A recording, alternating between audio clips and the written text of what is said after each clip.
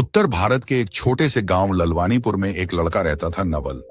नवल के पिताजी खेती करते थे और मां घर संभालती थी। घर की हालत सामान्य थी, ना ज्यादा संपन्नता, ना कोई खास अभाव।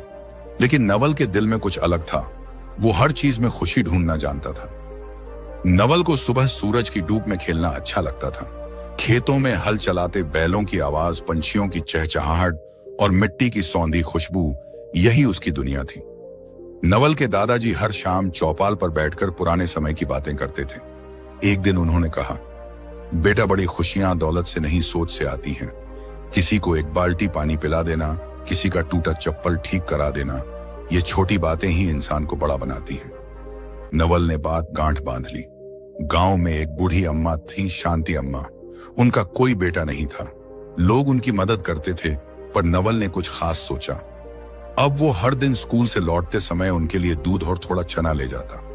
एक दिन अम्मा रो पड़ी और बोली, बेटा, तू तो मेरे भगवान जैसा है। कोई नहीं जानता मैं दिन भर भूखी रहती थी, पर तू रोज आता है जैसे भगवान भेजता हो। नवल मुस्कुराया, यह उसकी पहली सच्ची खुशी थी। अब नवल ने अपनी सोच को थोड़ा फैलाया। गांव के 5-6 दोस्त इकट्ठा किए और कहा, हर हफ्ते हम एक नया काम करेंगे, कोई छोटा सा, लेकिन जिससे किसी को खुशी मिले। पहला हफ्ता गांव के कुएं की सफाई, दूसरा हफ्ता स्कूल के टूटे बेंच की मरम्मत, तीसरा हफ्ता गांव के मंदिर में बुजुर्गों के लिए पीने का पानी और बैठने का प्रबंध। धीरे धीरे गांव के और लोग जुड़ने लगे। किसी ने कोई बड़ा चंदा नहीं दिया, लेकिन किसी ने रस्सी दी, किसी ने बाल्टी, किसी ने मेहनत, और इसी तरह काम होता गया। गर्मी की छुट्टियों में नवल ने एक विचार रखा, बच्चों के लिए छोटा सा मेला हो।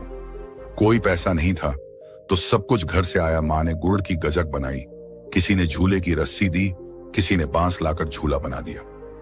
नवल ने खुद पेंटिंग बनाकर सजावट की। मेले में कोई बड़ी चीज नहीं थी, पर बच्चों की हंसी, बुजुर्गों की दुआएं और माओं के चेहरों पर चमक, वही असली मेले की रौनक थी। नवल ने कभी अपनी प्रशंसा नहीं चाही। वो खुद सबसे पीछे रहता, दूसरों को आगे करता। लोग पूछते कि नवल, तू क्यों ये सब करता है? वो बस एक ही बात कहता, जब तक दूसरों की आंखों में खुशी देखता हूं, तब तक मेरी आत्मा शांत रहती है। 3 साल में नवल और उसके दोस्तों ने गांव में बहुत कुछ बदला। हर रविवार कुएं का पानी जांचते, हर महीने स्कूल के बच्चों के लिए खेल प्रतियोगिता कराते, त्योहारों पर अकेले बुजुर्गों के घर मिठाई पहुंचा देते। इन सब के लिए कोई दान नहीं मांगा गया, बस अपनी अपनी खुशी से सबने जो दिया, उसी से सब हुआ। गांव में एक बुजुर्ग थे, हरिराम काका। चल नहीं सकते थे, कोई उनके पास बैठने का समय नहीं निकालता था। नवल हर हफ्ते उनके पास जाता, दोपहर उनके साथ बैठता, उनकी कहानियां सुनता, दवाई लाता, और एक बार उनके कहने पर उन्हें बैलगाड़ी में बिठाकर नदी दर्शन कराने भी ले गया।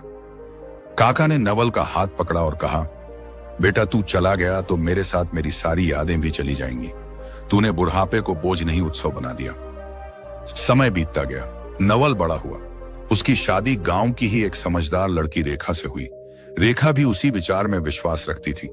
दोनों ने मिलकर एक कमरा बनाया, जिसे उन्होंने नाम दिया सुख का कोना। वहां कोई भी जरूरतमंद कपड़े, किताबें, बर्तन आदि ले जा सकता था। कोई सवाल नहीं, कोई रजिस्टर नहीं, बस आत्मसम्मान बना रहे। नवल अब 40 का हो चला था। गांव में लोग उसकी मिसाल देते थे। एक दिन उसका बेटा अंश पूछ बैठा, पापा, क्या आपने कभी बड़ा बनने का सोचा नहीं? नवल हंसा और बोला, बेटा, अगर किसी के चेहरे पर मुस्कान लाना बड़ा बनना कहलाता है, तो मैं हर दिन बड़ा बनता हूं। छोटी छोटी खुशियों को पहचानने की समझ ही सबसे बड़ी सोच है। इस कहानी से हमें ये सीख मिलती है, इस दुनिया को बदलने के लिए बड़े बड़े मंच नहीं, बड़ी बड़ी योजनाएं नहीं, बल्कि जरूरत होती है छोटी छोटी खुशियों को समझने वाली सोच की। एक भरा हुआ गिलास पानी, किसी के साथ बैठकर बात करना, किसी के पैर दबा देना, बच्चों को हंसाना, ये सब छोटे प्रयास जब रोज होते हैं तो समाज में बड़ा परिवर्तन आता है। छोटी छोटी खुशियों की बड़ी सोच ही जीवन को सार्थक बनाती है। अगर ये कहानी आपको पसंद आई है तो इसे लाइक करें, शेयर करें और चैनल को सब्सक्राइब करना ना भूले। मिलते हैं नई वीडियो में। धन्यवाद।